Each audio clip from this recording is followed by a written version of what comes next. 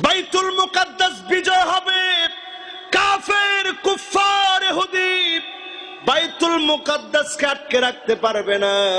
বাইতুল মুকাদ্দাসের বিজয় হবে, আমার ফিলিস্তিনিরা জিতবে, আমার ভাইয়ের রক্তের উপরে ফিলিস্তিনের বিজয় আসবে, ইহুদিরা টিকবে না। বাইতুল মুকাদ্দাসকে যিনি বিজয়ী বানায় দিবেন তিনি কে? এই কথা নবীজি বলে গেছেন 1445 বছর আগে। হযরত ওমর ফারুক রাদিয়াল্লাহু তাআলা আনহুর জামানায় বাইতুল মুকাদ্দাস মুসলমানরা বিজয় অর্জন করছে, আবার চলে গেছে, আবার বাইতুল মুকাদ্দাস পুনরুদ্ধারের জন্য লেগেছে। সালাউদ্দিন আইয়ুবীর মতো রণতুর্যবাদক একজন বীর মুসলিম নেতার হাত ধরে আল্লাহ পাক বাইতুল মুকাদ্দাসের বিজয় দিয়েছে। জোরে কোন আল্লাহু আকবার। সেদিন একটা বাচ্চাদের সঙ্গীত দেখলাম, সালাম ইয়া মাহদি। ইমাম মাহদির আগমনের জন্য সারা দুনিয়ার মাজলুম মুসলমান অপেক্ষায় আছে, আজকের পৃথিবী তাকিয়ে আছে কবে ইমাম মাহদি আসবে। এই যে মুসলমানের অবস্থা, এই অবস্থায় যদি ফিরে আসতে হয়, আবার মুসলমানদেরকে গুনাহ ছেড়ে ইমাম মাহদি আলাইহিস সালামের সত্যিকার অপেক্ষায় থাকা লাগবে। যদি থাকতে পারেন, যিনি বিজয় দিবেন তিনি কে? আল্লাহ। ইহুদি আচরণ সব ঢুকে গেছে। আমরা ইহুদিদের বিরুদ্ধে লড়াই করব। যেই মুসলমান লড়াই করবে ওই মুসলমান শরীরের মধ্যে ট্যাটু আঁকা রাখছে, ঠিক কিনা বলেন? আল্লাহর হাবিব বলেন, সুম্মা হুদনাতুন তাকুনু বাইনাকুম ওয়া বাইনা বানিল আসফার, তোমাদের মাঝে আর খ্রিস্টানদের মাঝে একটা চুক্তি হবে, তোমাদের মাঝে আর খ্রিস্টানদের মাঝে চুক্তি হবে, খ্রিস্টান আর তোমাদের মধ্যে চুক্তি হবে। এই চুক্তি আজকে তাকায় দেখেন, রাশিয়ার কিছু সংখ্যক, রাশিয়ার ভিতরে যারা খ্রিস্টান আছে, এই অর্থোডক্স খ্রিস্টানরা ছিল বাইজেন্টাইন সম্রাটদের সময়ে। আজকের ইস্তাম্বুলে চলে গেলেন রাশিয়ায় সুলতান মুহাম্মদ আল ফাতেহ, তিনি যখন বিজয় অর্জন করলেন চলে গেলেন সেখানে। মুসলমানরা বিজয় অর্জন করেছে, খ্রিস্টানরা চলে গেছে। এই খ্রিস্টানদের সঙ্গে চুক্তির কথা নবীজি বললেন। সেই চুক্তি হলো 6 নম্বরের আলামত। এক এক করে সব আলামত চলে এসেছে। সামনের দিনগুলো আরো ভয়াবহ হবে, এত ভয়াবহ হবে মুসলমানরা শঙ্কায় পড়ে যাবে, আশঙ্কায় পড়ে যাবে। এরপরেই যিনি মুসলমানদেরকে বিজয় দিবেন তিনি কে? আজকে এমন একটা সময়, একজন দুজন নয়, বর্বর ইহুদিরা হসপিটালে ছোট ছোট বাচ্চাদের উপরে বোম্পিং করছে। শিশু বাচ্চা যারা কাতরাচ্ছে, চিকিৎসার জন্য ভর্তি হয়েছিল, তাদের উপরে আক্রমণ করছে। গ্যাস নাই, খাবার নাই। আমরা যখন খাবার নিয়ে নিয়ে ছোট বাচ্চার পিছনে ঘুরি, আজকে আমাদের ভাইরা আমাদের চাইতে চেহারায় সুন্দর, আমাদের চাইতে ঈমানে সুন্দর, আমাদের চাইতে আখলাকে সুন্দর, জীবনের সব যারা বাজি রাখতে চায় আল্লাহর জন্য, তাদের সব শেষ হয়ে যাচ্ছে। গতকালকের একটা দৃশ্য দেখছি, এক ভাই চোখের সামনে যখন শহীদ হয়ে গেছে, একেবারে মৃত্যু শয্যায় শুয়ে আছে, আরেক ভাই পাশ থেকে বলতেছে, হাল তাসমা মিন্নি ইয়া মুহাম্মদ, ইয়া মুহাম্মদ হাল তাসমাউ মিন্নি। ও আমার ভাই মুহাম্মদ, তুমি কি আমার আওয়াজ শুনতে পাও? এক ভাই আরেক ভাইকে বলতেছে। একেবারে শেষ সময়ে যখন ঠোঁট দিয়ে ছোট্ট বাচ্চা কালেমা পড়তেছিল, সেই সময় একটু মাথা নাড়িয়ে বুঝিয়েছে, হ্যাঁ শুনতে পাই। এরপরে আর কোনো শব্দ নাই। ভাই চিৎকার করতে করতে চলে যাচ্ছে আর বলতেছে, দুনিয়ার জীবনে ভাই আর দেখা হলো না, আল্লাহর জান্নাতে দেখা হয়ে যাবে। বলেন আল্লাহু আকবার। এই বাইতুল মুকাদ্দাস রক্ষা করার দায়িত্ব শুধুমাত্র ফিলিস্তিনের মুসলমানদের না, এটা আমাদেরও দায়িত্ব। মুসলমানদের প্রথম কিবলা, মুসলমানদের প্রথম কিবলা, এত বরকতের জায়গা আজ ইহুদিরা দখল করে ফেলেছে। আজকে বলার মতো কোনো ভাষা নাই। এই রাতটাকে গনিমত মনে করেন। আল্লাহর হাবিব বুঝে ফেললেন হিজরত করার জন্য বলা হয়েছে, নবীজি সাল্লাল্লাহু আলাইহি ওয়াসাল্লামের মনটা বড় দুর্বল হয়ে গেছে এই মক্কা ভূমি ছেড়ে যেতে। নিজের প্রাণের ভূমি জন্মভূমি ছেড়ে যেতে বড় মায়া লাগছে। আল্লাহ নবী চলে যাওয়ার সময়ে নবীজি আমার আল্লাহর কাছে দোয়া করলেন, রব্বি জাআলনি মিন লাদুনকা সুলতানান নাসীরা। আল্লাহর কাছে দোয়া করলেন, আয় আল্লাহ, আমার জন্য আপনি আমাকে সুলতানান নাসীরা কার্যকারী পাওয়ার দান করেন, শক্তিশালী পাওয়ার আল্লাহ দান করে দেন, রাষ্ট্র ক্ষমতা দান করে দেন। মক্কা থেকে যাওয়ার সময় নবীজি দোয়া করলেন, আল্লাহ মক্কা থেকে হিজরত করে যাব, মদিনায় যদি তারাও এমন করে কোথায় যাব, কার কাছে দাওয়াত দেব? আল্লাহ নবী মদিনায় যখন গেলেন, বনি কুরাইজা, বনি নদর, বনি কায়নুকা, ইহুদির 3টা গোত্র, আউস এবং খাজরাজ সহ সব আল্লাহ নবীর কাছে চলে আসলেন। আল্লাহ নবীকে রাষ্ট্রপ্রধান বানায় দিলেন। মদিনায় যিনি ইসলামকে কায়েম করে দিলেন তিনি কি? শুধু হিম্মত বড় দামি। মনোযোগ আছে তো ভাই? সবাই আমরা একটু এদিকে দেখি। পিছনে আমি দেখতে পাচ্ছি এক চোটে একটা বহর মাহফিল থেকে চলে গেছে।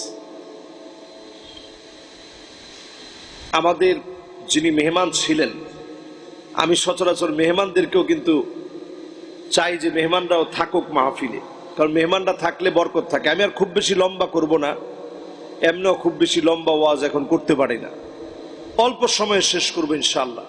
যারা এখনো ওদিকে দাঁড়িয়ে আছেন ইনশাল্লাহ সবাই আমরা চলে আসবো, মনোযোগ সহকারে শুনবো। মাশাআল্লাহ, লিল্লাহে তাকবীর। জোরে একজনে তাকবীর দেন তো দেখি।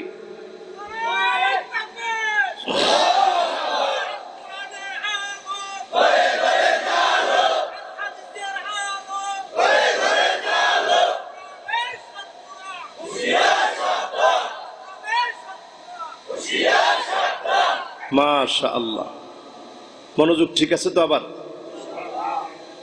কয় নাম্বারে ছিলাম খেয়াল আছে? 1, মাশাআল্লাহ 2,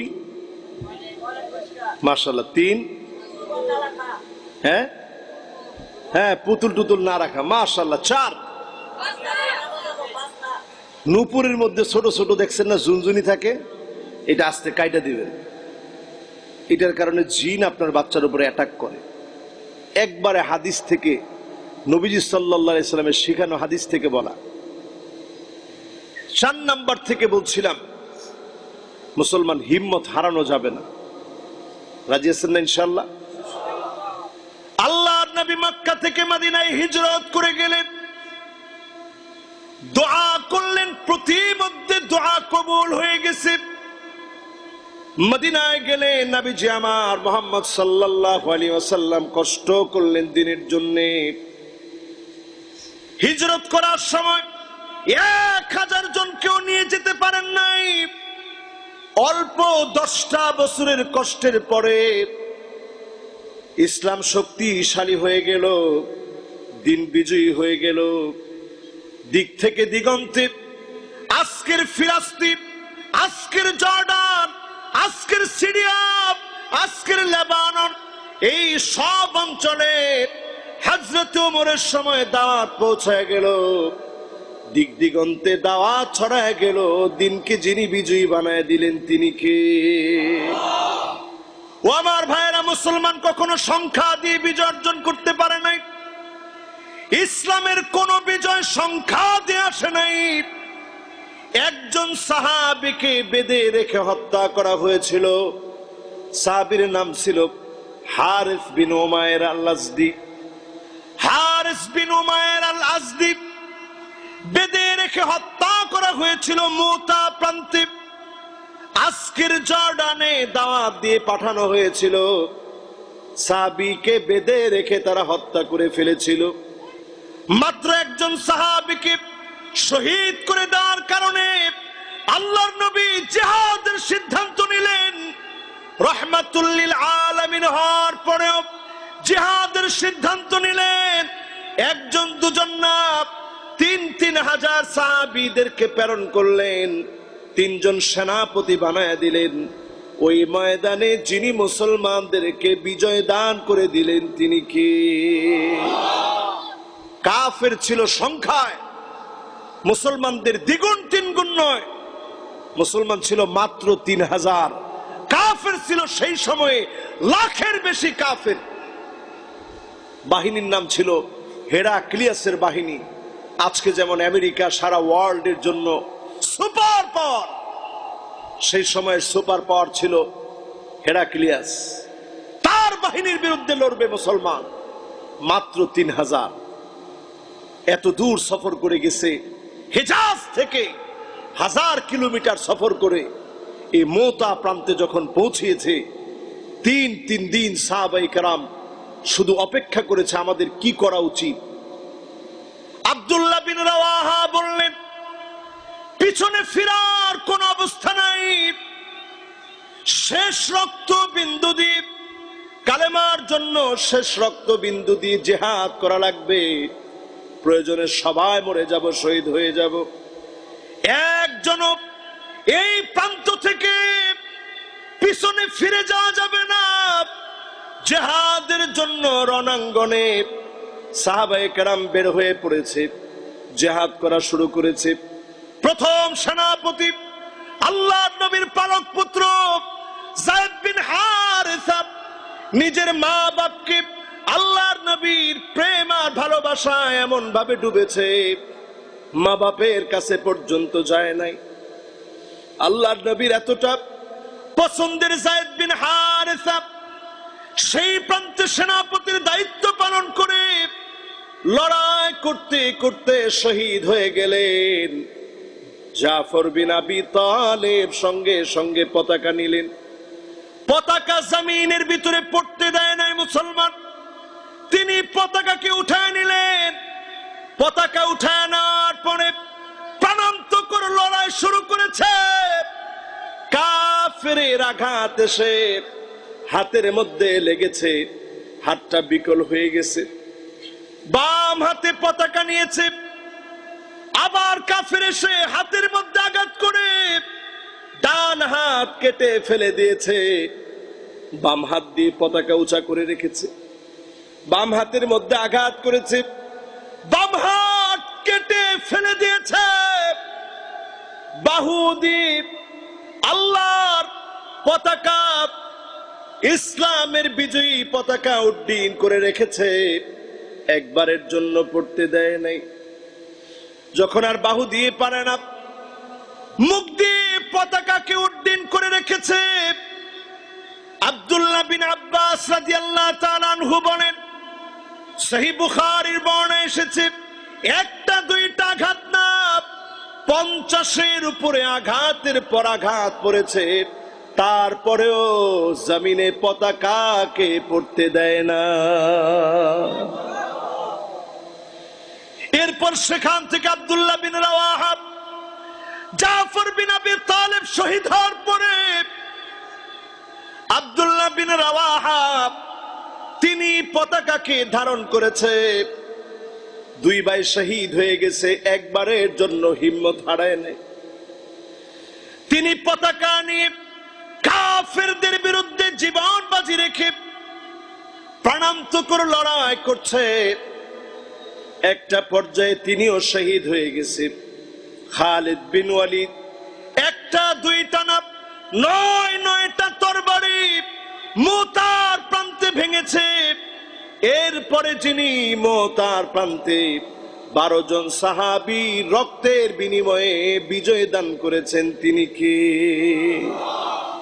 আজকে মুসলমান আমরা বড় অসহায়। আজকে এমন একটা সময়, একজন দুজন নয়, বর্বর ইহুদিরা হসপিটালে ছোট ছোট বাচ্চাদের উপরে বোম্পিং করছে। শিশু বাচ্চা যারা কাতরাচ্ছে, চিকিৎসার জন্য ভর্তি হয়েছিল, তাদের উপরে আক্রমণ করছে। গ্যাস নাই, খাবার নাই।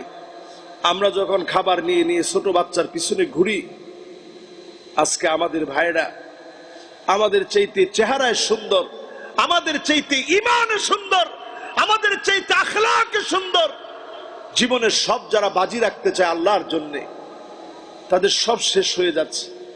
গতকালকের একটা দৃশ্য দেখছি, এক ভাই চোখের সামনে যখন শহীদ হয়ে গেছে, একেবারে মৃত্যু শয্যায় শুয়ে আছে, আরেক ভাই পাশ থেকে বলতেছে, হাল তাসমা মিন্নি ইয়া মুহাম্মদ, ইয়া মুহাম্মদ হাল তাসমাউ মিন্নি।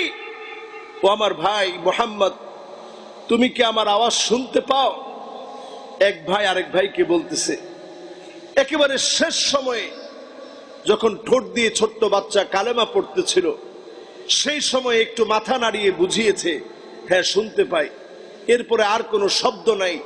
ভাই চিৎকার করতে করতে চলে যাচ্ছে আর বলতেছে, দুনিয়ার জীবনে ভাই আর দেখা হলো না, আল্লাহর জান্নাতে দেখা হয়ে যাবে। বলেন আল্লাহু আকবার। এই বাইতুল মুকাদ্দাস রক্ষা করার দায়িত্ব শুধুমাত্র ফিলিস্তিনের মুসলমানদের না, এটা আমাদেরও দায়িত্ব। মুসলমানদের প্রথম কিবলা, মুসলমানদের প্রথম কিবলা, এত বরকতের জায়গা আজ ইহুদিরা দখল করে ফেলেছে। আজকে বলার মতো কোনো ভাষা নাই। এই রাতটাকে গনিমত মনে করেন। সোমবার নবীজি সাল্লাল্লাহু আলাইহি সাল্লাম রোজা রাখতেন। আজকে রোজা রাখার নিয়তে সাহরি খান। এই মাহফিল থেকে যে সামান্য সাহরি খায় ঘুমায় যান, আল্লাহর কাছে সাহরির সময়ে কেঁদে কেঁদে দোয়া করেন, আবার ইফতারের সময় দোয়া করেন। বৃহস্পতিবারে ইয়াউমুল খামিস, এই বৃহস্পতিবারে ফিলিস্তিনের মাজলুম মুসলমানদের জন্য রোজা রেখে সাহরির সময় আল্লাহর কাছে কেঁদে কেঁদে দোয়া করেন। ইফতারের সময় দোয়া করেন। চেষ্টা চালা যান, ইহুদিদের আদর্শ অনুসরণ বাদ দিয়ে দেন। হতে পারে আপনার আমার দোয়ার কারণে যিনি কবুল করবেন তিনি কে? আমার ভাইরা, যারা এখানে বসছেন, আমরা তেমন কিছুই করতে পারি না, কিন্তু আমাদের প্রত্যেকের মনের ভিতরে তাদের জন্য বড় মায়া। ঠিক যেভাবে আমার ভাইটা আঘাত খেলে আমার কাছে যেমন লাগতো, আমার কাছে এরকমই লাগে। ঘুম থেকে উঠলে আমরা তাদের দৃশ্যগুলা দেখার চেষ্টা করি, তাদের জন্য চোখের পানি ছেড়ে ছেড়ে কাঁদি। হিম্মত হারাবেন না মুসলমান, কিয়ামত আসার আগ পর্যন্ত একটা দিনের জন্য বাইতুল মুকাদ্দাসকে কোনোদিন তারা হাতে কবজা করে নিতে পারবে না। একজন মুসলমান থাকলেও মুসলমান কোনোদিন এটা মেনে নিবে না, ঠিক কিনা বলেন? এবার হাদিস থেকে 6টা ভবিষ্যৎবাণী শোনাই। শুনতে রাজি আছেন? সবাই শুনতে রাজি আছেন ইনশাআল্লাহ? রাত বেশি হয় নাই তো? মাশাআল্লাহ, আমি দেখতেছি মনোযোগ ঠিক আছে। 2জন মুরব্বী উঠছে, যদি ওনারা বলে যে হুজুর আমরা আসতেছি, তাইলে মনে করবো ইনশাআল্লাহ মাহফিল কবুল। কিছু কয় না এখনো, আল্লাহ মাহফিল কবুল হয় না এখনো। মুরব্বী 2জন, একজন হাত দেখাইছে, হাতটা আর একটু বড় করে যান, তাহলে আমরা আরো খুশি। মাশাআল্লাহ, লিল্লাহি তাকবীর।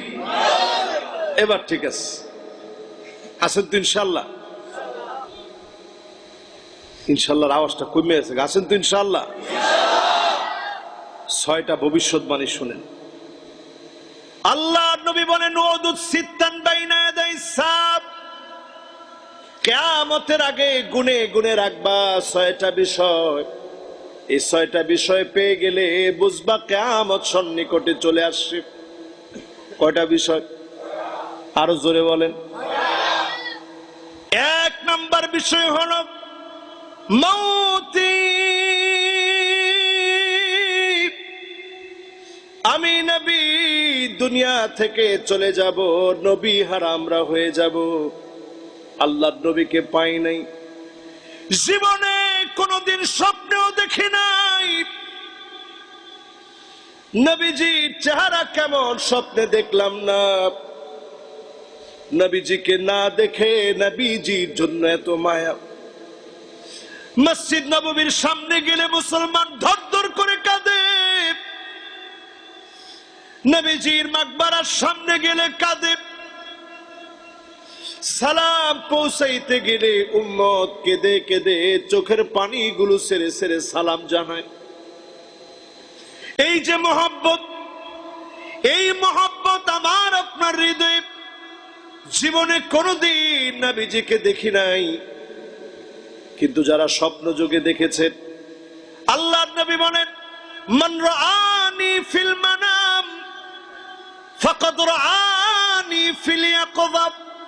যে ব্যক্তি স্বপ্ন যুগে আমাকে দেখলো, কেমন যেন বাস্তবে আমাকে দেখলো। স্বপ্ন যুগেও যারা দেখেছেন, কত সৌভাগ্য আপনাদের। ফাইন্না শায়তান লা ইয়াতামাসসালু বি, শয়তান নবীজির আকৃতি ধারণ করতে পারে না। স্বপ্ন যুগেও যারা নবীজিকে দেখেছেন, বড় সৌভাগ্য আপনাদের।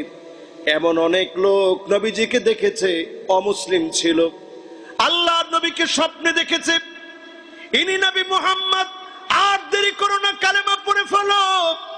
ওই লোকটা ঘুম থেকে জেগেছে, দেরি করে নাই, কালেমা পড়েছে, মুসলমান হয়েছে। লোকটার ভাগ্য যিনি খুলে দিয়েছেন তিনি কে? বড় সৌভাগ্য ভাই।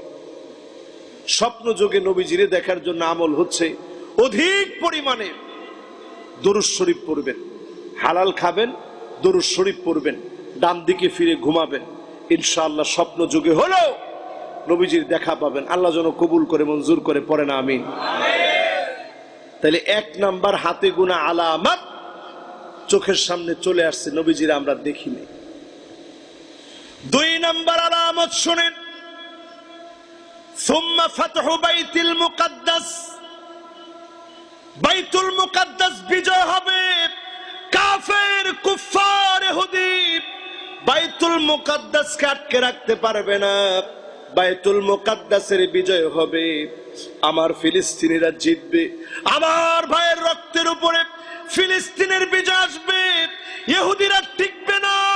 বাইতুল মুকাদ্দাসকে যিনি বিজয়ী বানায় দিবেন তিনি কে? এই কথা নবীজি বলে গেছেন 1445 বছর আগে। হযরত ওমর ফারুক রাদিয়াল্লাহু তাআলা আনহুর জামানায় বাইতুল মুকাদ্দাস মুসলমানরা বিজয় অর্জন করছে, আবার চলে গেছে, আবার বাইতুল মুকাদ্দাস পুনরুদ্ধারের জন্য লেগেছে। সালাউদ্দিন আইয়ুবীর মতো রণতুর্যবাদক একজন বীর মুসলিম নেতার হাত ধরে আল্লাহ পাক বাইতুল মুকাদ্দাসের বিজয় দিয়েছে। জোরে কোন আল্লাহু আকবার। বাংলাদেশের কিছু ভণ্ড, নতুন কিছু ফিতনাবাজ যারা সালাউদ্দিন আইয়ুবীর বিরুদ্ধে কথা বলে, মনে রাখবেন যুগ জামানা পাল্টে দিতে চাই না অনেকজন, এক মানুষই আনতে পারে জাতির জাগরণ। সালাউদ্দিন আইয়ুবী এমন এক মানুষ ছিল, গোটা জাতির জাগরণ তিনি এনেছিলেন। ঠিক কিনা বলেন? ওনার আকীদা খুঁজেন, আপনার আকীদার তলায় পেট্রোডলার ঢুকেছে, আপনার আকীদার তলায় গুমরাহি ঢুকে গিয়েছে। এজন্য হামাসের পক্ষে কথা না বলে ইসরায়েলের দালালিতে আপনি ব্যস্ত আছেন। ঠিক কিনা বলে? মুসলমান বাইতুল মুকাদ্দাসকে নিয়ে দোয়া করেন আল্লাহর কাছে। এই বাইতুল মুকাদ্দাস কোনদিন তারা তাদের দখলে নিয়ে যেতে পারবে না। মুসলমান ফিরে আনবে। নবীজি বলে গেছেন এটা দ্বিতীয় আলামত। কয় নম্বর আলামত? 3 নম্বর আলামত আল্লাহর হাবিব বললেন, সুম্মা মাউতানুন ইয়াখুযু ফীকুম কাকুআসিল গানাম। এমন একটা ভাইরাস আসবে, এমন একটা রোগ আসবে, সারা দুনিয়ার মানুষগুলাকে গিলে গিলে খাবে। ঠান্ডা জনিত মহামারী শুরু হবে। ছাগলের ঠান্ডা লাগলে ছাগল যেইভাবে কাশতে থাকে, শ্বাসকষ্ট শুরু হয়ে যায়, এরকম একটা কষ্ট শুরু হয়ে যাবে। এইরকম একটা মহামারী পৃথিবীর বুকে এখনো আসে নাই। কি কোন আসছিল? কি নামও? করোনা হয়ে গেছে না, নতুন করে আরেকটা আইতাছে। এটার নাম দিছে জম্বি ভাইরাস। কি ভাইরাস? না জঙ্গলি না, জম্বি। কি ভাইরাস? জম্বি ভাইরাসটা 50,000 বছর ধরে বরফের নিচে এই জম্বি ভাইরাসটা এতদিন ঘুমন্ত অবস্থায় ছিল। রাশিয়ার বরফগুলা গলতেছে গলতেছে, এই জম্বি ভাইরাসটা আসতেছে। সায়েন্টিস্টরা এটাকে নিয়ে গবেষণা চালাইছে যে এটা জীবিত না মৃত। দেখে ভাইরাসটা কিছু হয় নাই, এখনো জীবিত। এই জম্বি ভাইরাসটা এতটা মারাত্মক হবে, এটা সামান্য একটা ছোট ছোট ছোট ছোট প্রজাতির যে সমস্ত আল্লাহর সৃষ্টি আছে এগুলার মধ্যে পর্যন্ত অ্যাটাক করতে পারবে। চিন্তা করেন, ছোট ছোট আল্লাহর যে প্রাণীগুলো আছে এগুলোর মধ্যেও অ্যাটাক করতে পারবে। ছড়িয়ে যাবে পৃথিবী ব্যাপী। ঠান্ডা জনিত মহামারী শুরু হবে, সরাসরি ফুসফুসে গিয়ে অ্যাটাক করবে, মানুষের হার্টে গিয়ে অ্যাটাক করবে। এরকম একটা মহামারীর কথা এখন পৃথিবীর বিজ্ঞানীরা বলছে। নবীজি বলছেন 1445 বছর পূর্বে ঠান্ডা জনিত মহামারী আসবে। একটা গেছে, আরো একটা আসার পথে। এই আলামত একেবারে আমাদের চোখের সামনে, ঠিক কিনা বলেন ভাই? এরপরে আমার ভাইয়েরা 4 নম্বরে নবীজি বললেন সুম্মা ইস্তিফাদাতুল মাল হাত্তা ইউতার রাজুল 100 দিনার ফায়াযাল্লু সাখিতা। 100 দিনার দিয়ে দেওয়া হবে, মানুষের মন ভরবে না, মানুষের ভিতরে ক্ষুধা যাবে না, মানুষের ভিতরে এত পরিমাণ চাহিদা বেড়ে যাবে। 100 দিনার দিয়ে দেওয়া হবে, মানুষের মুখে হাসি ফুটবে না। এখন দেখবেন বাজারে 1000 টাকা নিয়ে যাবেন, কাঁচা মরিচ, পটল, আলু আর সামান্য মুরগি ছাড়া কিছু মিলে না। মুরগিও পাওয়া যায় না। সেদিন আমি নিজেই বাসায় 2টা সোনালী মুরগি লাগবে। আমি মনে করছি, কারণ আমি তো বাজার ঘাট এত করি না, ভাবলাম যে 500 টাকায় হয়ে যাবে। তো দিলাম বাজারে, কইল যে হুজুর 500 টাকায় তো হয় না, আরো 90 টাকা ভরা লাগছে। সাইজ দেখলাম এদুরে দূরে। তো চিন্তা করলাম, আল্লাহ, জিনিসপত্রের কি আকাশচুম্বী দাম। নবীজি বলেছেন এমন অবস্থা হবে, 100 দিনার দেওয়া হবে, মানুষের চেহারার ভিতরে কোনো আনন্দ প্রকাশ পাবে না, হাসি ফুটে উঠবে না। এই সময়টাও এখন আমাদের মধ্যে পুরাপুরি চলে আসছে, ঠিক কিনা বলেন? 6টা আলামত গুনে গুনে রাখতে বলছে। আপনারা গনছেন কয়টা? 4টা। কয়টা? জোরে কোন? জোরে হলো না? ঘুমে ধরছি না আপনাদের? মাশাআল্লাহ। এবার কয় নাম্বার ভাই? 5 নম্বরে সুম্মা ফিতনাতুন লা ইয়াবকা বাইতুন মিনাল আরাব ইল্লা দাখালাতুহু। এমন কোন ঘর আরবের থাকবে না যে ঘরের ভিতরে ফিতনা ঢুকবে না।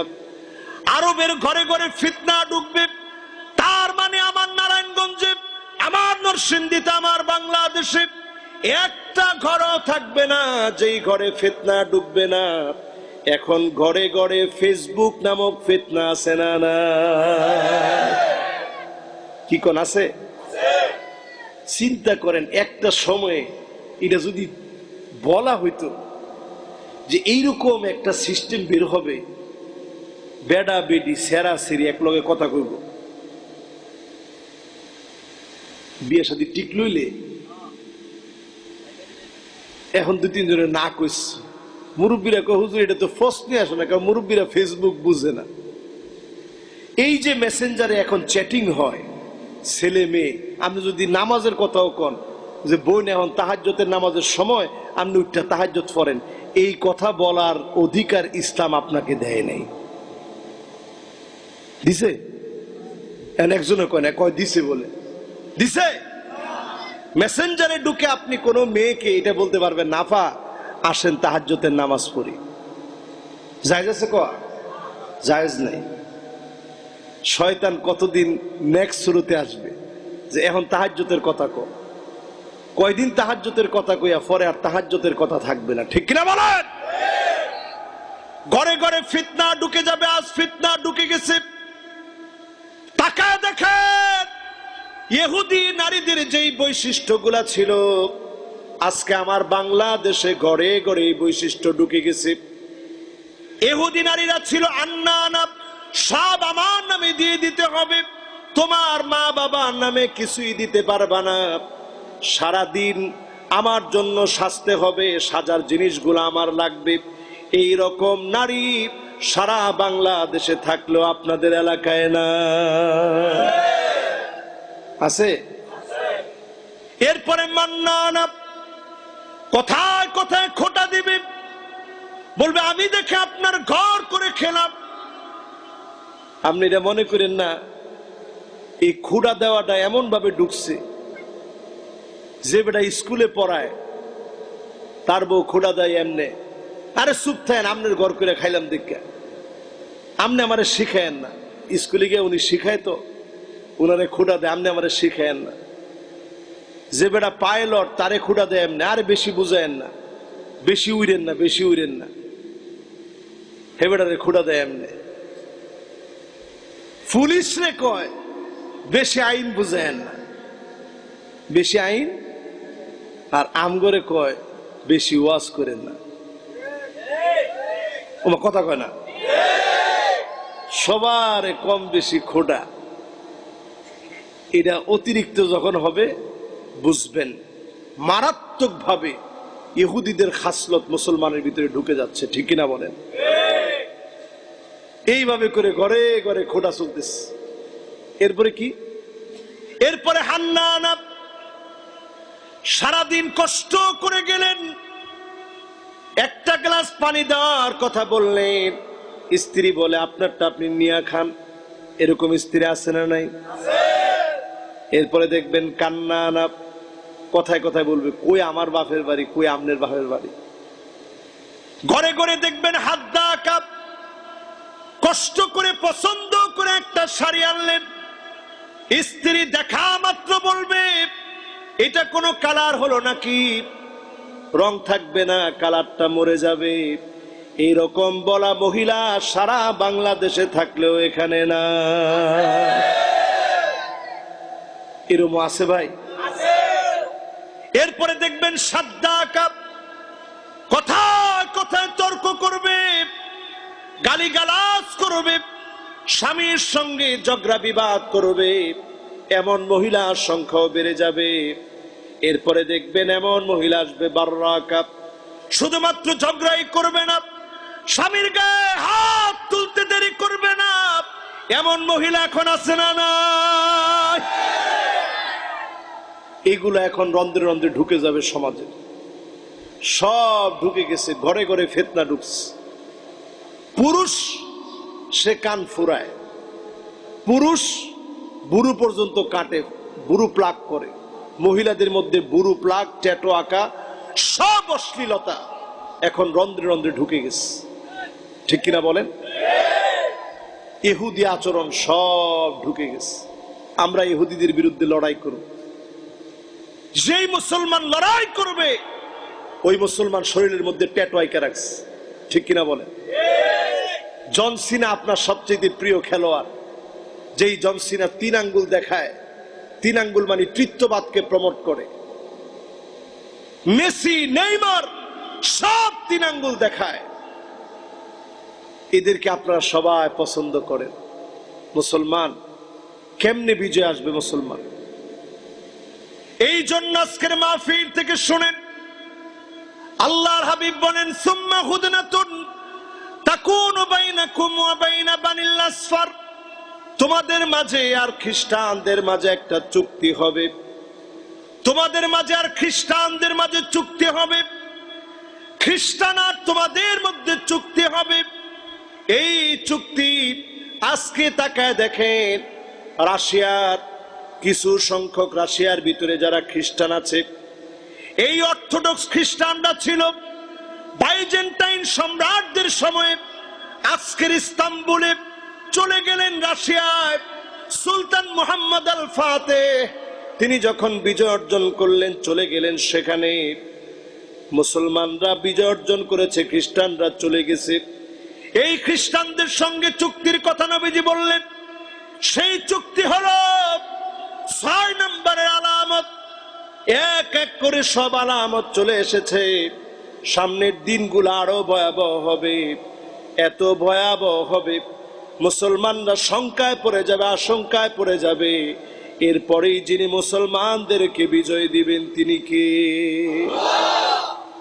সেদিন একটা বাচ্চাদের সঙ্গীত দেখলাম, সালাম ইয়া মাহদি।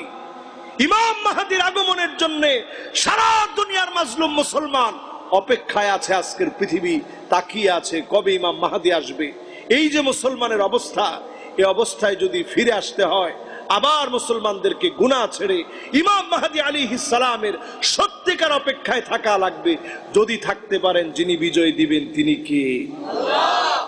এবার শেষ 15টা বিষয় বলবো, গুনাহ ছাড়লে যে পুরস্কার পাওয়া যাবে, হাতে গুনে 15টা বিষয় বলবো, এর মধ্যে মাহফিল শেষ করব ইনশাআল্লাহ। বলেন 15 মিনিট সময় আপনাদের হাতে আছে? মাশাআল্লাহ আছে। লিল্লাহে তাকবীর। কয়টা বিষয় বলবো? 15টা। 1 নম্বর বিষয় হলো আল মাআসি, গুনাহ এমন একটি বিষয় তুজিলুন নিআম, গুনাহের কারণে নিয়ামত উঠে যাবে। ও বাংলাদেশের মুসলমান, বদ্বীপের মতো ছোট্ট একটা দেশ বাংলাদেশ, চারদিকে অমুসলিমদেরকে দিয়ে ভরা। এই দেশের মধ্যে বসে গুনাহের কারণে একটু হিসাব করতে পারেন না আপনি, গুনাহের কারণে বুঝতে পারেন না আপনি। আল মাআসি তুজিলুন নিআম, গুনাহ ছেড়ে দেন, এই দেশে বরকত বাড়ায়া এই দেশের মুসলমানদেরকে দিয়ে যিনি বিজয় দিবেন তিনি কে? সামনের পৃথিবীর নেতৃত্ব যারা দিবে, আরবের মানুষের চাইতে আজামিদের বৈশিষ্ট্য বেশি হবে, অনারবদের বৈশিষ্ট্য বেশি হবে, অংশগ্রহণ বেশি হবে। আমার দেশের মুসলমানদেরকে দিয়ে আগামীর পৃথিবীর নেতৃত্বে যিনি এই বাংলাদেশকে দিয়ে অনেক বড় ভূমিকায় রাখাবেন তিনি কে? বাংলাদেশের মানুষ যত বড় বড় আন্দোলন হয় দেখবেন, ফ্রান্সে যখন আমার নবীর বিরুদ্ধাচারণ করা হয়, সবচেয়ে বড় মিছিলটা আমার বাংলাদেশে হয়, ঠিক কিনা বলেন? শুধু তাই নয়, এই যে মাহফিল হচ্ছে, আর কিছু না হোক মানুষের ভিতরে একটা স্পিরিট জাগ্রত হচ্ছে। যদি একটু ধরে রাখতে পারেন, এরকম কিছু মাহফিলের পরে 1 জন 2 জন 3 জন 4 জন 10 জন 15 জনের পরিবর্তন একটা বৃহৎ আকার যখন ধারণ করবে, এই মানুষগুলাকে দিয়ে যিনি বিজয় দান করবেন তিনি কে? 1 নম্বর গুনাহ ছাড়বো, যিনি নিয়ামত বাড়ায় দিবেন তিনি কে? 2 নম্বরে আমার ভাইরা, আল মাআসি তুলকির রুবা ওয়াল খাউফা ফিল কুলুব, গুনাহ ছেড়ে দেন, আত্মবিশ্বাস বেড়ে যাবে। সালাউদ্দিন আইয়ুবীর আত্মবিশ্বাস এত বেশি ছিল কেন? গুনাহ ছাড়ার কারণে আত্মবিশ্বাস মালিক বাড়ায় দিয়েছেন। আজকে যদি গুনাহ ছেড়ে দেন, আমার আপনার আত্মবিশ্বাস বাড়ায় দিয়ে যিনি বিজয় দিবেন তিনি কে? আত্মবিশ্বাস বাড়ানোর জন্য গুনাহ ছাড়া লাগবে। অনেকে বলেন, হুজুর আমি 5 জন মানুষের সামনে কথা বলতে পারি না। আত্মবিশ্বাস বাড়ানোর জন্য গুনাহ ছাড়েন, আল্লাহর কাছে আপনি তৌফিক কামনা করেন। আত্মবিশ্বাস বৃদ্ধির জন্য গুনাহ ছেড়ে দেন, যিনি আত্মবিশ্বাস বাড়ায় দিবে তিনি কে? 3 নম্বরে আল মাআসি তুকিউ ফিল ওয়াহশা, গুনাহ মানুষকে হিংস্র বানায় দেয়। তাকায় দেখবেন নিউজের দিকে, বাপের মাথা কেটে ফেলেছে সন্তান, 10 টুকরা করে ফেলেছে, মায়ের মাথা আলাদা করে ফেলেছে, মাকে হত্যা করেছে, বাপকে হত্যা করেছে। শিক্ষিত হওয়ার পরেও নিজের মা বাপকে, মেয়ে হয়ে নিজের মা বাপকে হত্যা করে ফেলেছে। ঐশীর মতো মেয়ে নিজের মা বাবাকে নিজ হাতে খুন করেছে। এই দৃশ্যগুলা কেন হয়? গুনাহ মানুষকে হিংস্র বানায় দেয়, হায়নার চাইতে হিংস্র বানায় দেয়, পশুর চাইতে নিকৃষ্ট বানায় দেয়। গুনাহগুলো ছেড়ে দেন, যিনি আপনাকে আমাকে নিয়ামতে ভরপুর করে দিনদার নেককার বানায় দিবেন তিনি কে? আমরা অনেক সময় আমাদের নিজেদের সন্তানদেরকে নসিহত করি, সন্তানদেরকে বোঝাই, আগে যদি আমরা গুনাহ ছাড়ি আমাদের সন্তানদেরকেও যিনি গুনাহমুক্ত করবেন তিনি কে? 3 নাম্বার শেষ। এবার আসেন 4 নাম্বার। 4 নাম্বারে আল মাআসি তুমরিদুল কুলুব, গুনাহ অন্তরকে দুর্বল বানায় দেয়। একটা গুনাহ করলেন একটা দাগ পড়ে যাবে। ইন্নাল আবদা ইযা আখতা নুকিতাত ফি কলবিহি নুকতাতুন সাউদা, একটা গুনাহ করলেন একটা কালো দাগ পড়ে যাবে। 2টা গুনাহ করলেন 2টা কালো দাগ পড়ে গেছে। 1000 গুনাহ করলেন 1000টা কালো দাগ পড়ে গেছে। লাখো গুনাহ করলেন লাখো কালো দাগ পড়ে গেছে। কোটি গুনাহ করে ফেলেছেন, কোটি কালো দাগ পড়ে গেছে। এমন হয়ে গেছে এক ফোঁটা চোখের পানি আসে না। আজকে যদি মনটাকে একটু নরম করে নিতে পারেন, তাওবা করে নিতে পারেন, লাখো কালো দাগ এক তাওবার কারণে যিনি দূরীভূত করে দিবেন তিনি কে? গুনাহ যদি মুছতে পারেন অন্তরটা হালকা হয়ে যাবে, অন্তরের রোগ কমে যাবে। 5 নম্বরে আল মাআসি তুমিল বাসিরা, গুনাহ মানুষকে অন্ধ বানায় দেয়। গুনাহ মানুষকে অন্ধ বানায় দেয়।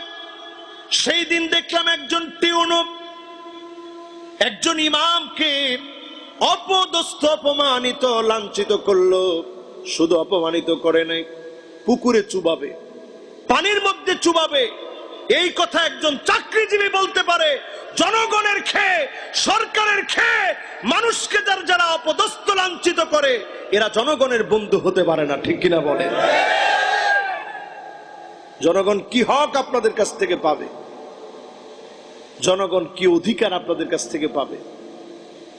ইমাম সাহেব শুধু বলছে যে কাতার সোজা করেন, তার ভিতরে লেগে গেছে সাউ সুফুফাকুম, কাতার সোজা করেন। মক্কা মদিনায় যারা গেছেন দেখবেন ইস্তাউ ওয়া'তাদিলু বলতে থাকে না, মাইকের মধ্যে দেখবেন নামাজ শুরু করার আগে ইস্তাউ ওয়া'তাদিলু সাউ সুফুফাকুম ফাইন্না তাসওয়াতাস সুফুফ মিন ইকামাতিস সালাহ। ইস্তাউ ইস্তাউ, সোজা করো। এই সোজা করতে বলছে আর তার ভিতরে বক্রতা চেপে বসছে। ইমাম সাহেবের রাইকে অপমান করছে। সব ইমাম তার পাশে গিয়ে দাঁড়াইছে। বাংলাদেশে ইমাম মুয়াজ্জিন মিলে যদি একটু একতা হয়, ঐক্যবদ্ধ হয়, কি হতে পারে এই নিউজ থেকে দেখবেন। ডেকে যার চাকরিটা খেয়ে ফেলা হয়েছে তাকে আবার ডেকে আদর করে, যাক ভুল হয়েছে আপনি কিছু মনে করেন না, মাফটাফ চেয়ে তাকে পুনর্বহাল করা হয়েছে। এটা বলার উদ্দেশ্য হচ্ছে আজকে মুসলমান আমরা অন্ধ হয়ে গেছি, গুনাহের কারণে আমরা অন্ধ হয়ে গেছি। গুনাহ ছাড়েন, চোখ দিয়ে সবাইকে আপনার চাইতে নেককার বলে মনে হবে, ঠিক কিনা বলেন? আমরা আমাদের চোখ দিয়ে কাউরে নেককার বলে মনে হয় না, আমাদেরকে শুধু নেককার বলে মনে হয়। এই জন্য মাইক পেলেই আমরা বলি 70-72 রাকাত নামাজ তাহাজ্জুদ হিসাবে পড়ি, ঠিক কিনা বলেন? আমলের অবস্থা। সাহাবায়ে কেরাম নিজের দুর্বলতা এত প্রকাশ করতেন, হযরত ওমর জিজ্ঞাসা করতেন আমার নামটা কি মুনাফিকের খাতায় আছে নাকি? চিন্তা করেন, যিনি জান্নাতের সার্টিফিকেট পেলেন, জান্নাতের শুভ সংবাদ পেলেন, জিজ্ঞাসা করতেন আমার নাম মুনাফিকদের খাতায় আছে নাকি? আজকে আমরা এমন মুমিন নিজেদেরকে মনে করি, আমি মনে করি আমি 70-72 রাকাত তাহাজ্জুদের নামাজ পড়ি, আমার চাইতে বড় মুমিন আর কে হতে পারে, ঠিক কিনা বলে? 5 নাম্বার শেষ। এবার কয় নাম্বার? 6 নাম্বার। আল মাআসি তুসাগগিরুন নাফস, গুনাহ আপনাকে আপনার চোখের সামনে ছোট বানায় দিবে। অপদস্থ লাঞ্ছিত বানায় দিবে।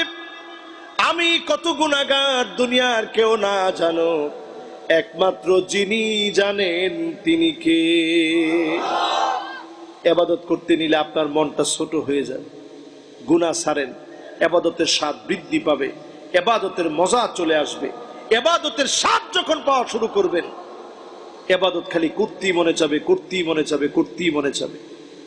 7 নম্বরে চলে আসে আল মাআসি ফি সিজনি শায়তান। গুনাহ হলো শয়তানের জেলখানা। এই জেলখানার ভিতরে যখন বন্দী হয়ে যাবেন, শয়তান আপনাকে ছাড়বে না, নানা রকমের মামলা দিয়ে আটকায় রাখবে। গুনাহের পর গুনাহ করতে শান্তি লাগবে, একের পর এক গুনাহ করবে, গুনায় জীবনটা ভরে যাবে। আর যদি গুনাহ থেকে তাওবা করে ফিরতে পারেন, ওই জালেমের জেলখানায় আপনি থাকবেন। ওই জেলখানার ভিতরে মালিকের সঙ্গে যিনি বন্ধুত্ব করে দিবেন তিনি কে? সেদিন একজন মাজলুম আলেমের বক্তব্য শুনছিলাম, জেলখানায় ছিলেন। তিনি বলছে, কসম আল্লাহর, আমি জেলখানায় ছিলাম, কিন্তু আল্লাহর কসম ওই দিনগুলো আমার সবচেয়ে সেরা দিন ছিল। আমি আমার নফসকে বলেছি, নফস, বাইরে থাকলে কত কি করতি, কোরআন পড়ার সময় পেতি না, সারাটা দিন এখন শুধু কোরআন পড়িস। আর আমার বাপ জেলখানায় থাকাকালীন সময়ে যখন মারা গিয়েছে, আমি আমার বাবার জন্য সারাক্ষণ দোয়া করেছি। মনকে বলেছি, বাহিরে থাকলে হয়তো ভুলে যেতি, কিন্তু এই ভিতরে থাকার কারণে প্রতিনিয়ত বাবার জন্য দোয়া করতে পারতেছিস। ঠিক কিনা বলেন? এই জন্য শয়তানের জেলখানায় যে বন্দী হয়ে গেছে, সে গুনাহের স্বাদ পেয়ে গেছে। যেই জেলখানা থেকে বের হতে পেরেছে, সে গুনাহ থেকে এমন ভাবে মুক্ত হয়েছে, যদি দুনিয়ার জেলখানায়ও থাকে, সে গুনাহ মুক্ত জীবন যাপনে অভ্যস্ত হয়ে আল্লাহর ওলি হয়ে বের হতে পারে। ঠিক কিনা বলেন? এবার আসুন আমার ভাইরা, আল মাআসি তুসকিতুল কারামাত। গুনাহের কারণে আকাশচুম্বী জনপ্রিয়তা হঠাৎ করে জমিনের সঙ্গে মিশে যাবে। অনেক ব্যক্তি এমন ছিল, আকাশচুম্বী জনপ্রিয়তা ছিল, গুনাহের কারণে জমিনের সঙ্গে মিশে গিয়েছে। মানুষ তার নাম নিতে চায় না, মানুষ তার জন্য দোয়া করতে চায় না। গুনাহ ছেড়ে দেন, দুনিয়ায় সম্মানিত, আখিরাতেও যিনি সম্মানিত বানায় দিবেন তিনি কে? কয় নাম্বার শেষ ভাই? 8 নাম্বার শেষ। কয় নাম্বার শেষ? এবার কয় নাম্বার? 9 নাম্বার। 9 নাম্বারে আল মাআসি মাজলাবাতুন লিযযাম। গুনাহটা এমন ভাবে আপনাকে আঁকড়ে ধরে, ডান দিক থেকে গুনাহ আসতে থাকে, বাম দিক থেকে আসতে থাকে, সামনে থেকে আসতে থাকে, পিছন থেকে আসতে থাকে, চতুর্দিক থেকে গুনাহ আপনাকে ডাকতে থাকে। ঠিক কিনা বলেন? قال فبما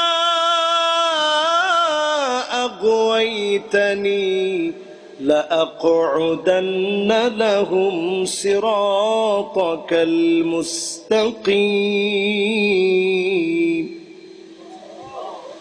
ثم لآتينهم من بين أيديهم ومن خلفهم وعن أيمانهم وعن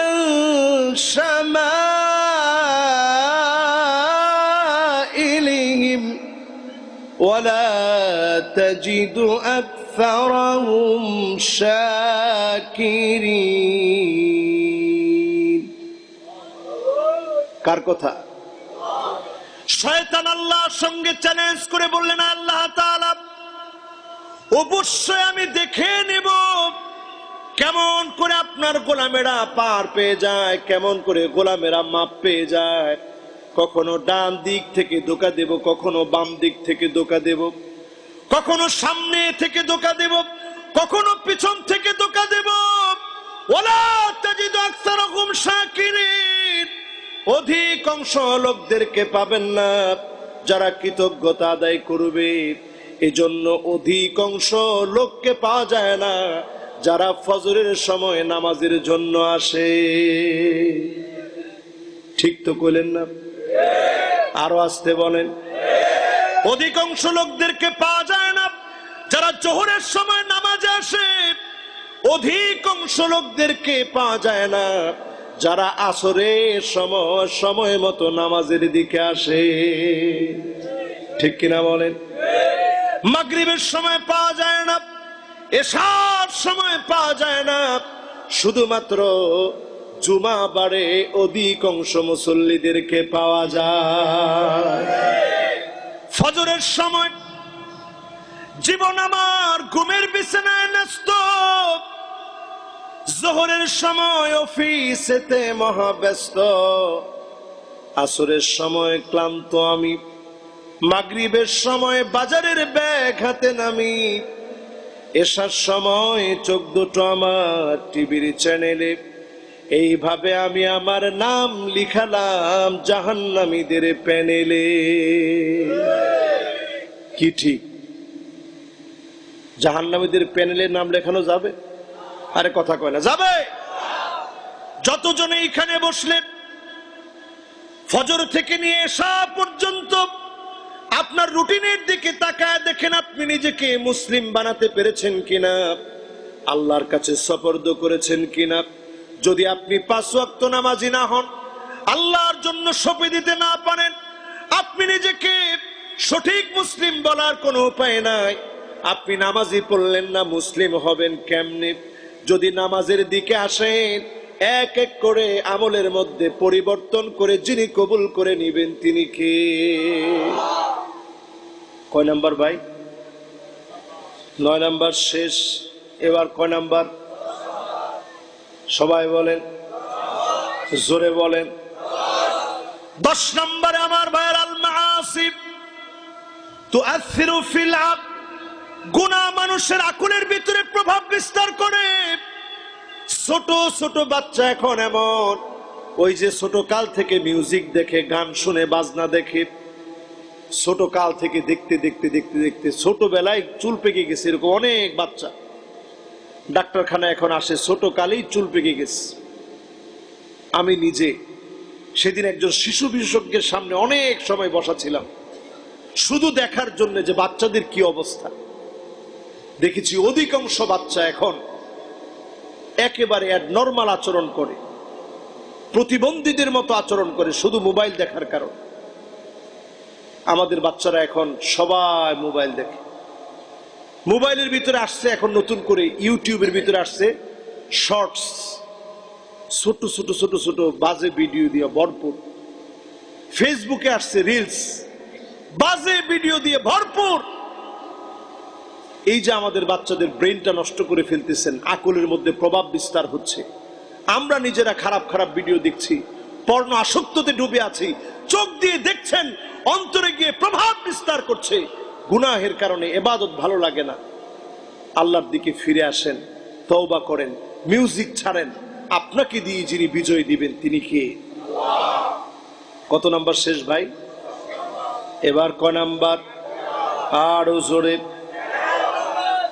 আল মাআসি তুজিবুল কাতিআ বাইনাল আবদি ওয়ার রব, আল্লাহর সঙ্গে বান্দার সম্পর্ক নষ্ট হয়ে যায় গুনাহের কারণে। আজকে যদি চক্ষুটা বন্ধ করে সকলে মিলে একটা বার মহব্বত নিয়ে মালিককে ডাক দেই, প্রাণ খুলে মন খুলে যদি বলি আল্লাহ,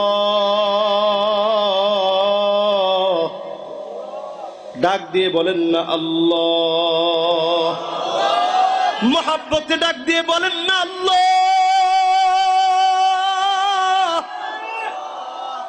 মালিককে যখন আপনি ডাক দিলেন আল্লাহ বলে, আপনি মনে করতেছেন আমার মালিক অনেক দূরে আছে। মালিকের সামনে আমরা কত কাছে। কাখরদালাতিন সাবাব, 7টা সরিষার দানা আমার আপনার হাতের ভিতরে নিয়ে এই সরিষার দানাগুলাকে যদি নাড়াচাড়া করেন, আপনার আমার জন্য যেমন কোনো কষ্ট হবে না। এই 7 আকাশ 7 জমিন মালিকের সামনে এত ছোট, এত ছোট 7টা সরিষার দানা আমার আপনার হাতের সামনে যত ছোট, এত বড় আমার মালিক। সেই মালিক আমাকে আপনাকে প্রতিটা মুহূর্তে আমাকে আপনাকে দেখছেন।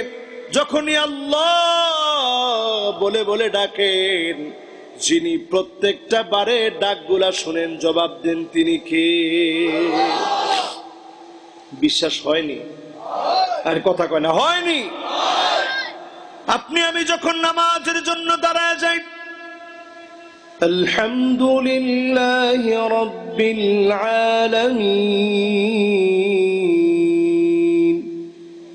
পড়ছেন আপনি, সঙ্গে সঙ্গে আমার আল্লাহ জবাব দিয়ে বলে, হামিদানি আবদি, আমার বান্দা আমার প্রশংসা করলো।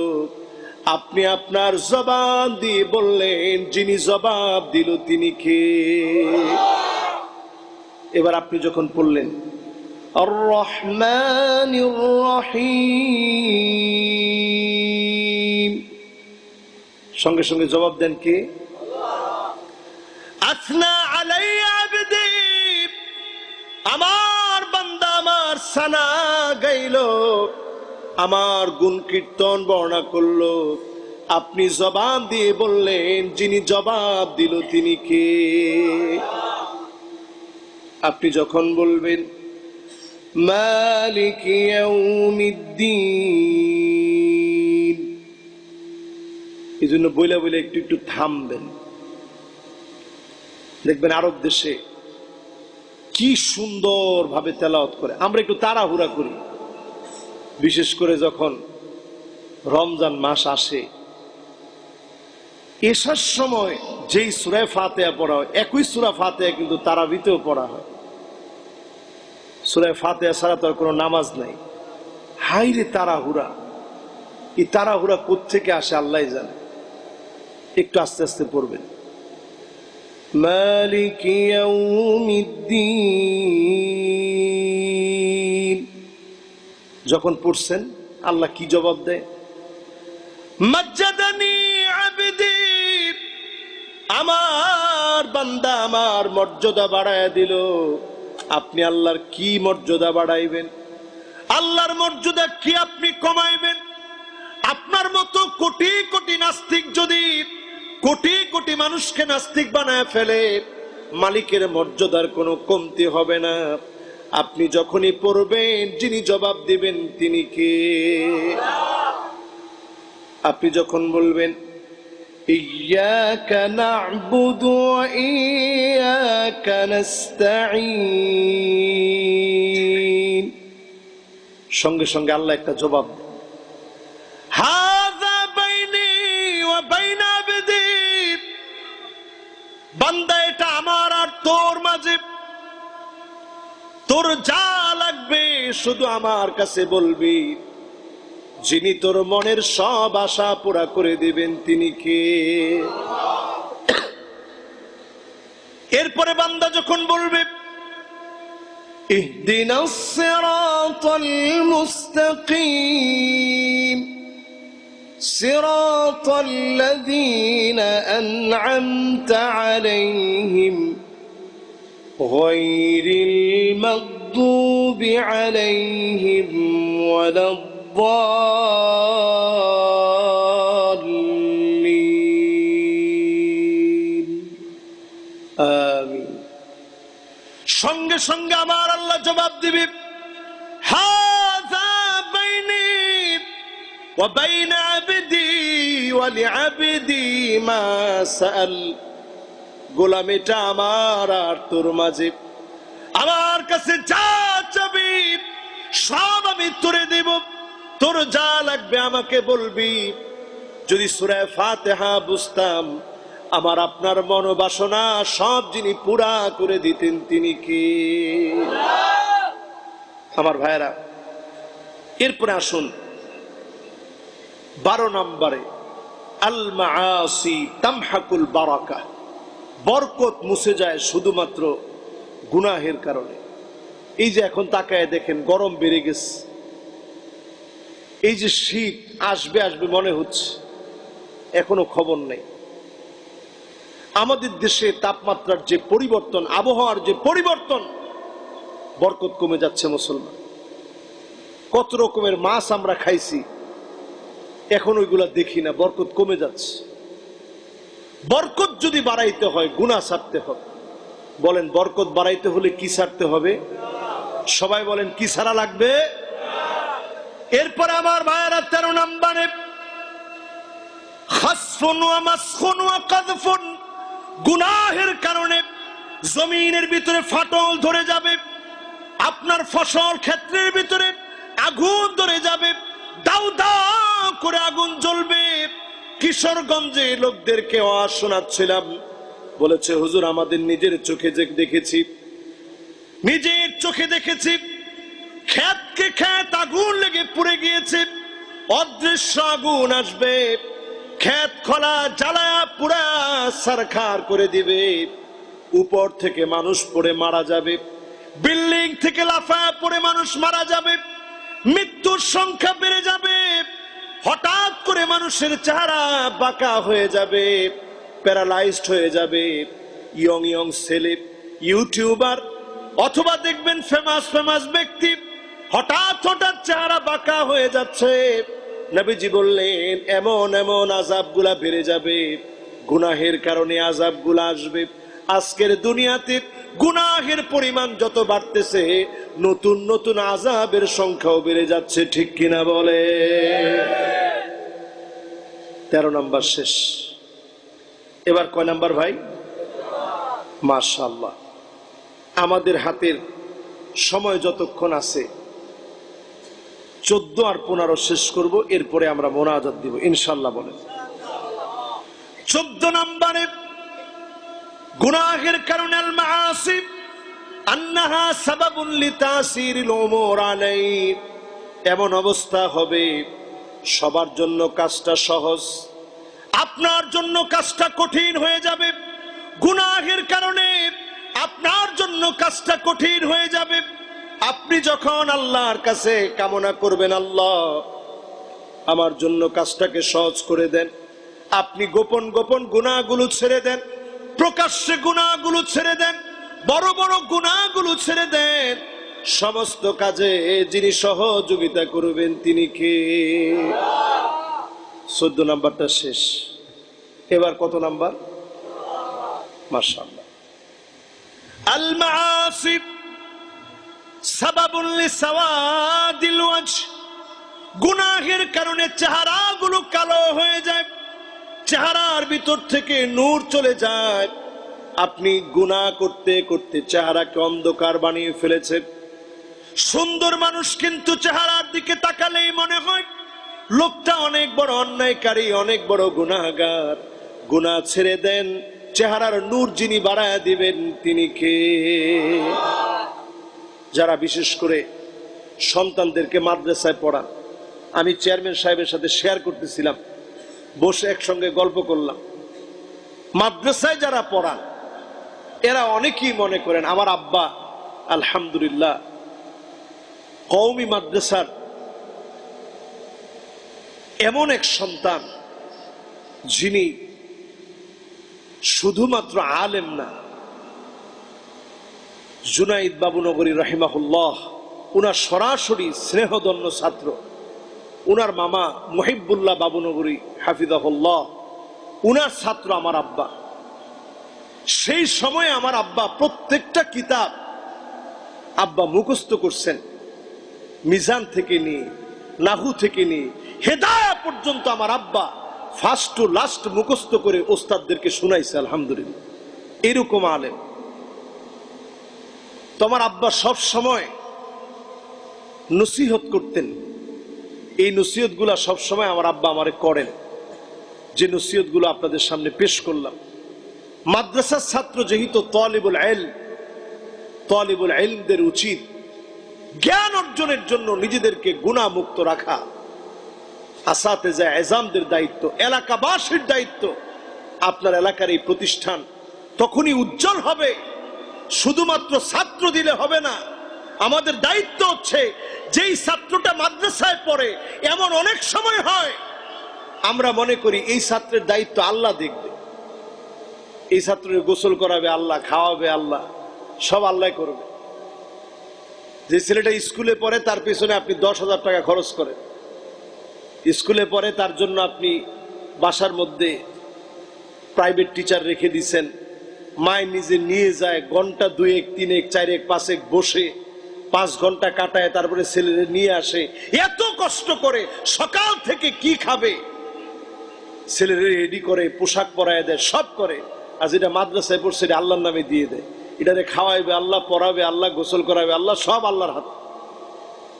যে ছেলেটা মাদ্রাসায় দিছেন, আপনি মনে করেন এই ছেলে ওয়াল্লাযীনা আমানু ওয়াত্তাবাআতহুম যুররিয়াতুহুম বিঈমান, এই ছেলেটাকে আপনি ঈমানের পথে দিলেন, নিজের চোখে দেখে গেলেন যে আমি ঈমানের পথে ছেড়ে দিয়েছি।